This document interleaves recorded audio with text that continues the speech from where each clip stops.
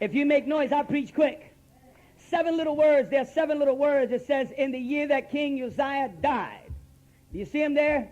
In the year that King Uzziah died. Now, I want you to understand something. King Uzziah was a man that for 42 years he reigned, but he was very wicked. At the end of his reign, he wanted to go in and do what the priests do. He wanted to go in and offer sacrifices. They said, King, your job is to be king, is to be royal, is to lead the armies, is to lead the people. You're the head figure, the icon of the nation, but you can't be doing what the priests do. You say, I want to do whatever I want. I'm the king. So he went and he began to offer sacrifices, and on that day a little spot of leprosy formed on his forehead. It finally took over his whole body until it killed him. And not only did it kill the king, but the whole nation of Israel began to take a downward spiral. They lost all their lands that they had conquered. They lost all the territories that they had conquered off of their enemies, and they began to be squeezed in to this little people who had turned to idolatry and lost everything because the king did not lead them properly. Are you with me? So today I want to share something with those 7 little words. When those 7 little words happened, in the year that King Uzziah died, there's a prophet named Isaiah. He says, on this time, in the year that he died, he said, I got down on my knees in the temple. I went to the holy temple, and I got on my knees, and I began to pray. I said, God. Now, what could he have been praying? He said, God, he said, this king died, and I know who's coming up next. It's his grandson Ahaz. Because he already set his brother up and his father up, but his grandson Ahaz is going to come. And Ahaz, he sacrificed his own children on pagan zuggurats just to be closer to their gods. Said, can you imagine how bad we are now? Can you imagine, God, how bad we're going to get if this grandson gets to be king of this nation? So what did he do? The great prophet gets down and he comes to seek the Lord. He said, God, if we ever needed you, this is a 911. I need you right now, God. We need you more than ever. Our people need you more than ever. Our world is in destruction. We're allowing abortion. We're allowing homosexual marriage. We're allowing all these things. Our kids can talk about condoms in their schools. Everything, sex education, everything is a compromise. Everything is ecumenical. We're here to love everybody. Sound like anybody we know? It's a 911, so he gets on his knees and he begins to pray. And when he prays, the next verse says, you see, in the year when King Uzziah died, he says, I saw the Lord. Stop right there for me. He said, I saw. He said, not a pizza vision. I didn't have buffalo wings with extra spice. I didn't stay up late to eat something weird that makes my stomach. It wasn't a tomato sauce dream that made me. He says, I saw with vision, with clarity, with my eyes, I saw the Lord. Optically, I saw him. I don't want you to think this was a dream, but this prophet says, I saw the Lord. And then it says how he saw him. He says, I saw the Lord on a throne. It says on a throne, it says high and exalted, and the train of his robe filled the temple. And folks, I want you to know that transformation, I'm just giving you the quickie version of this message. I want to stay on the theme of transformation. The first thing about transformation is that you lift your hands up and surrender, like our brother Wilfredo said. And you lift your hands, and if you can imagine that looks like a what? A funnel. Doesn't it? When you lift your hands up and you say, Jesus, I need you. Jesus, I need you. You begin to get, when you surrender, a vision of God. Now take a look at this vision. Is God walking on water? No. Go like that. No. Is he doing a miracle? Is he feeding 5,000? Is he raising the dead? Is he feeding 4,000? Is he healing a paralytic? Is he raising a dead girl? Is he doing anything like that? He's doing nothing but sitting down on a throne, high and exalted, with the train of his robe filling the temple. And what I want you to see is that the very first thing that we need to get, if we want to transform us, we need to get an accurate vision of God. Everybody wants to see God healing. Everybody wants to see God blessing. Everybody wants to see God doing a miracle. Everybody wants to see God healing their rebellious kids. Everybody wants to see God straightening out their marriage. Everybody wants to prosper. Everybody wants to look at the hand of God, but nobody wants to look at the face of God. And what we need to do is to begin to look at the face of God, saying, God, you've blessed me enough. Let me see you.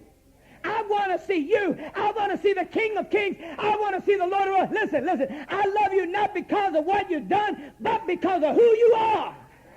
You don't have to do nothing else. If I end my life right now, I'm saved and I die, I'm good. I'm good.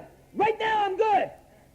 I don't need anything else. I need salvation. All the rest, listen, Listen, all of us are looking for a house, looking for a home, looking for a man, looking for a woman, looking for prosperity, looking for education, seeking my goal, seeking my dreams. God says, seek first the kingdom of God, his righteousness, and everything else is going to be added. He said it's going to be pressed down, shaken together, running over, placed upon your lap. He said, you ain't even got to go to the bank and pick it up. He says, I'm going to put it on your lap. I'm going to lay it right on you. Folks, number one, 3 points in this message. Number one, get an accurate vision of who God is. And love him not for what he's done, but for who he is. You ain't got to walk on water. You don't have to feed 5. You don't have to raise the dead. You don't have to resurrect. You don't have to raise John. Just the fact that you are the great I am, the King of kings and the Lord of lords, that suffices me. Get a vision of who God is. And just love on him, man. Ask God today, folks. Number one, what have I been seeking? Come on, God, show me who you are. How many of you in a 911 in your families? My hands are raised. I got a 16-year-old daughter, folks. I'm in a 911. Whether her daddy's a pastor or not, 16-year-olds got a way of making you want to buy a shotgun. Right or wrong? Think about this. We need God, man. Everybody's always waiting on the next blessing. How many of you ever did that? We got that welfare mentality in America. Okay, thank you. What's next? Thank you. What's next? Thank you. What's next? We got that consumer mentality. I ate that, I ate that, I ate that. I got this, I got that. What's next? I mean, who can I burn? What can I get? What can I roll over? What can I double bubble? What can I mean, we're always trying to find out. How can I make a little, everything. Everything is a double bubble. We're rolling who? Each other.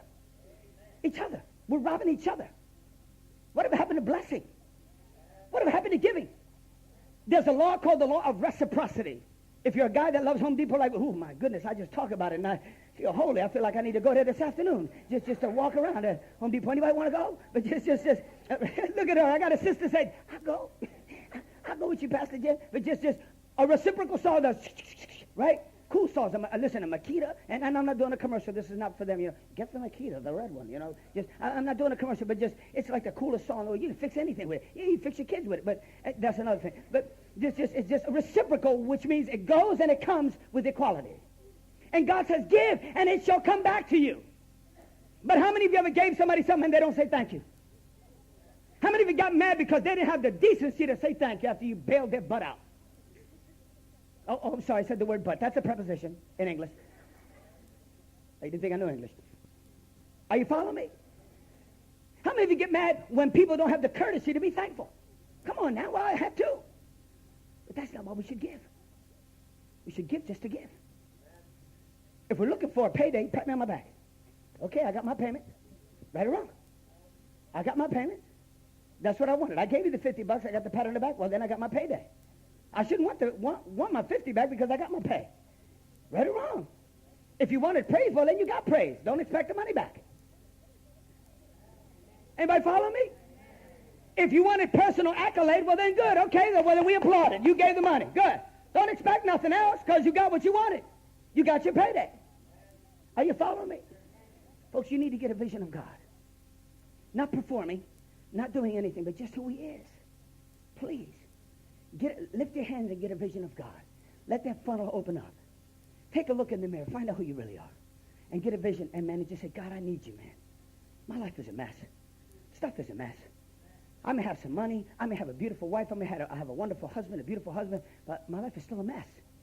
I'm still not thinking straight. The outside all looks good. I look right. Man, but the inside I'm still turmoil. I can't sleep right. I'm still stressing. Anybody know what I'm talking about? Does anybody know what I'm talking about? Come on, man. Don't leave me alone. Next, listen to me. He said, Isaiah saw a throne highly exalted, the train of his robe filled the temple. Next verse. Above him were seraphs, each with 6 wings. With 2 wings they covered their faces, with 2 they covered their feet, and with 2 they were flying. Think about this for a second. God allows this man to get a clear, accurate vision of these angels called the seraphim. Seraphim means what? Burning ones, to burn. That's what that word means in the Hebrew. It means burning ones. They had no other job. How'd you like that job? You just burn for me. That's it. You see me, you just burn. That's it. You just praise me. When you see me, you begin to praise, the stuff begins to shake. Man-made stuff begins to fall apart. Look at it. It says above him were seraphs, each with 6 wings, with 2 they covered their faces. With 2, they covered their feet, and with 2, they flew. Next verse. It says, and they were calling one to another. They didn't call to Jesus, right? They called one to another. Holy, holy, holy is the Lord Almighty. The whole earth is full of his glory. Next verse. It says, and at the sound of what? Their voices. The seraphims that burn for God. At the sound of their voices, look, stuff began to go like this. It began to shake. It began to shake like it was falling apart. It said it began to quake. Look at that. The doorpost and the threshold shook, and the temple was filled with smoke. Can you imagine?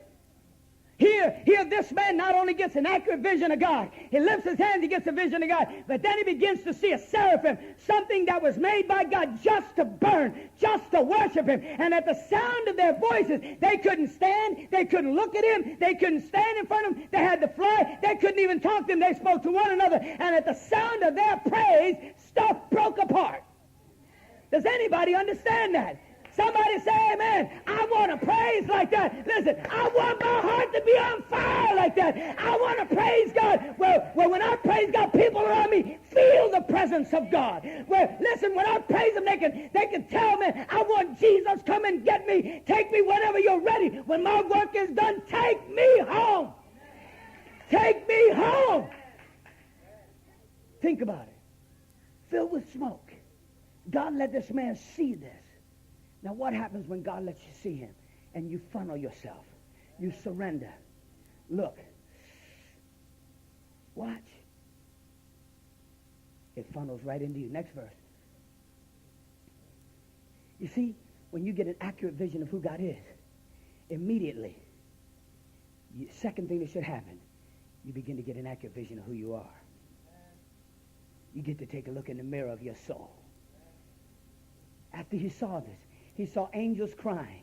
He saw angels singing to one another. He saw the temple shaking. He saw God not performing any miracles, just sitting.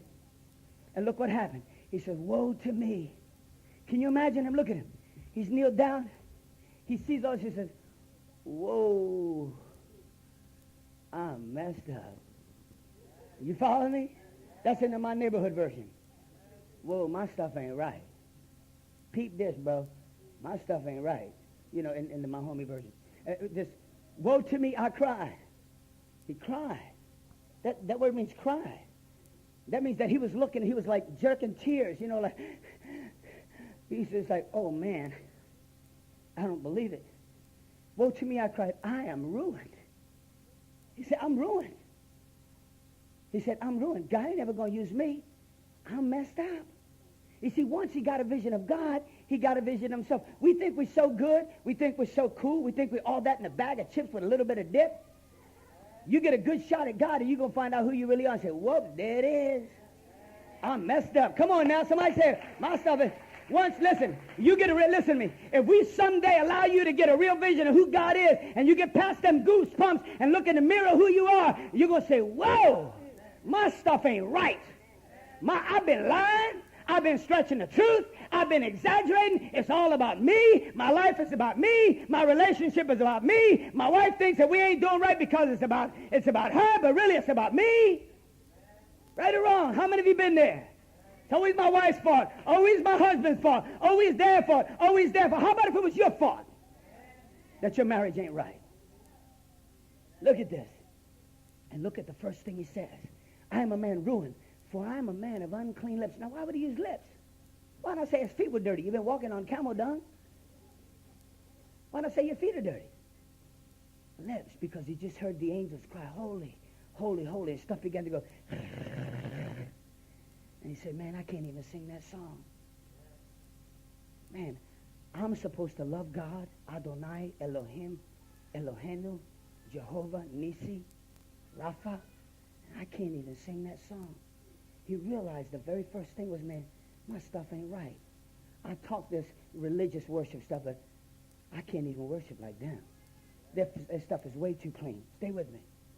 And I live among a people. You see, sometimes when you realize how messed up you are, and sometimes you'll say, I wonder how Pastor Jim knows that. Did my wife call him and tell him what's going on in my life? Because that weed whacker was showing my backyard today. No. You see, when you get a vision of God and you get an accurate vision of who you are, you get an accurate vision of who you are too. Look, he says, for I am clean, I am ruined, and a man of unclean lips, and I live among a people of unclean lips. He said, listen, not only do I not know I'm messed up, but y'all screwed up too.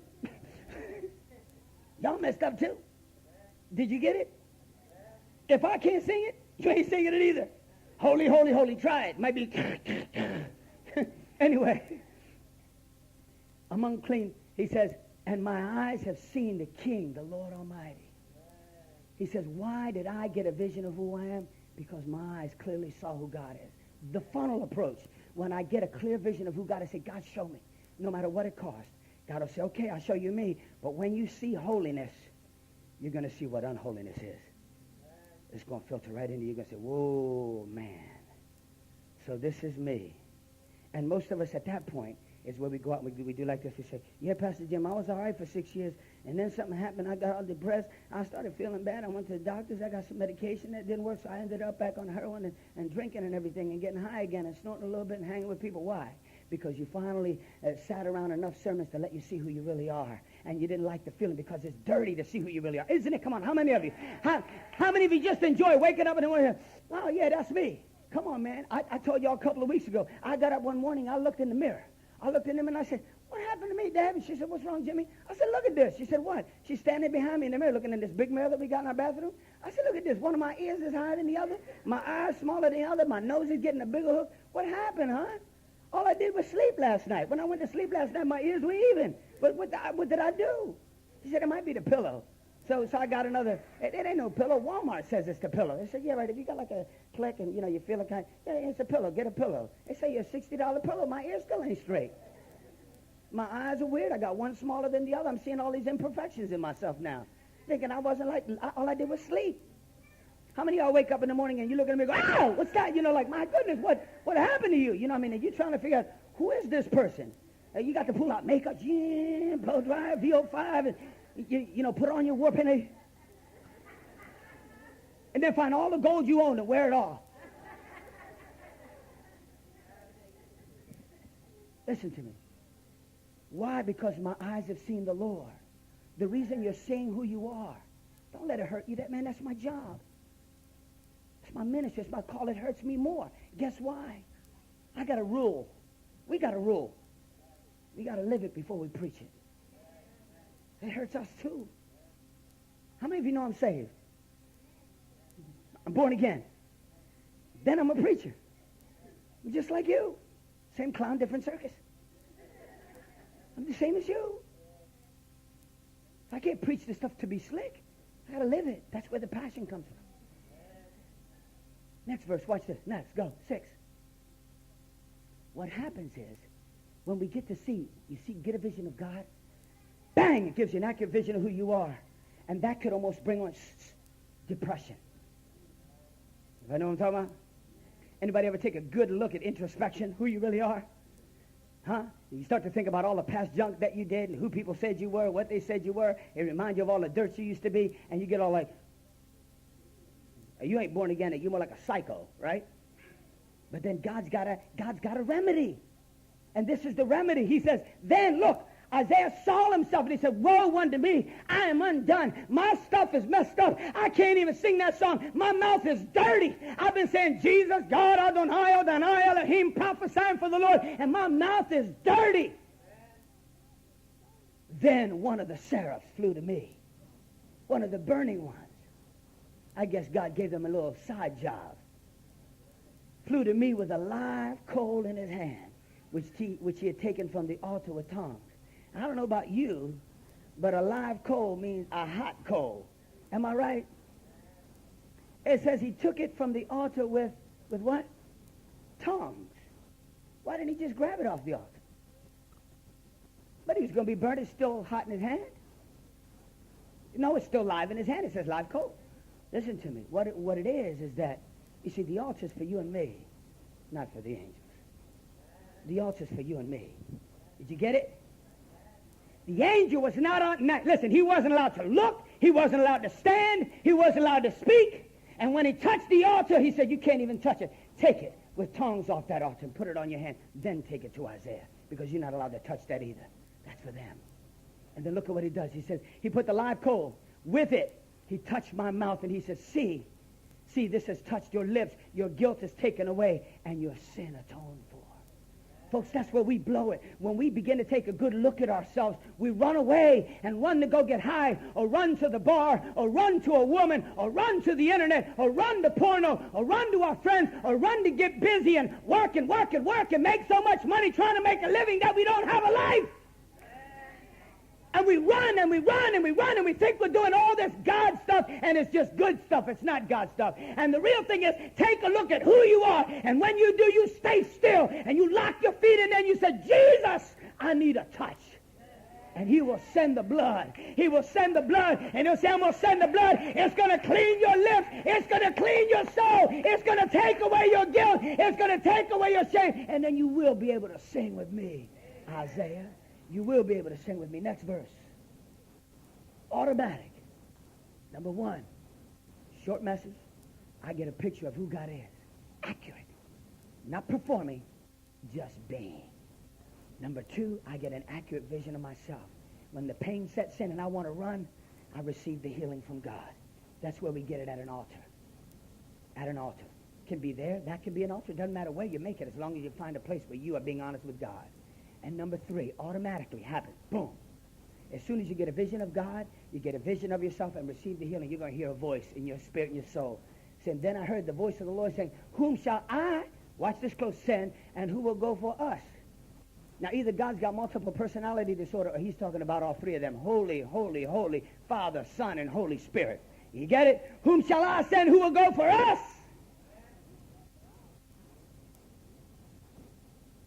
And I said, here I am. Send me. I'm ready. I know who I am. I know I've been forgiven. Many of you are still running from the forgiveness. You're locked in the guilt. All these sermons are coming across your heart going bang like a missile. And you walk out of here thinking, all right, yeah, I am screwed up. But guess what? Today, take a minute. Give me some music. Come to the altar, man, and receive your healing. I'm not going to beg. I'm not a dentist. If you want to come, come. If you don't want to come, then good for you. Enjoy the buffet. Amen. Number one, if you want to get a clear vision of God, come on forward.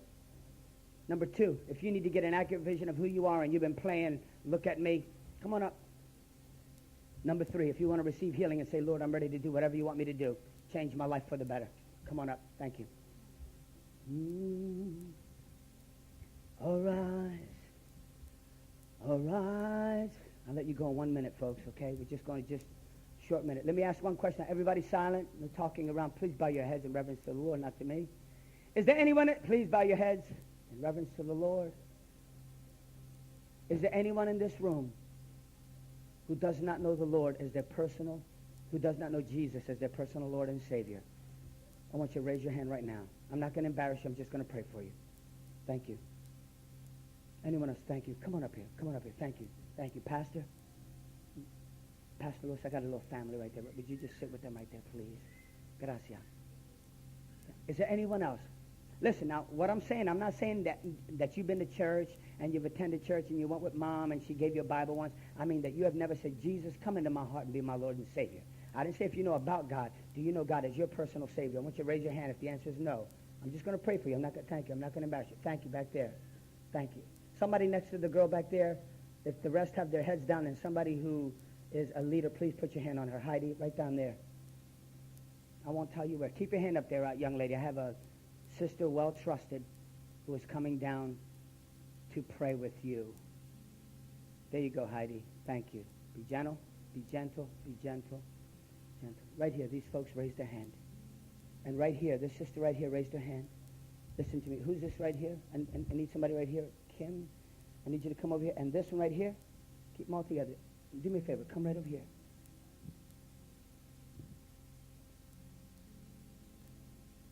This is your ministry.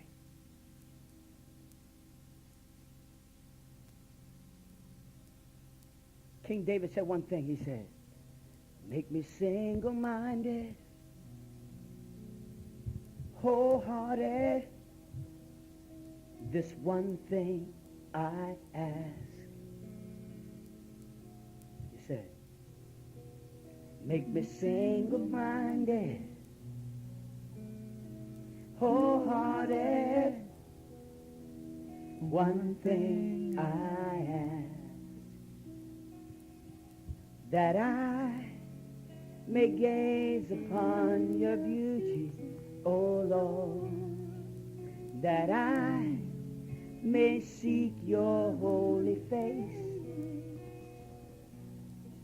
and that I may know you in an intimate way, and follow after you all of my days,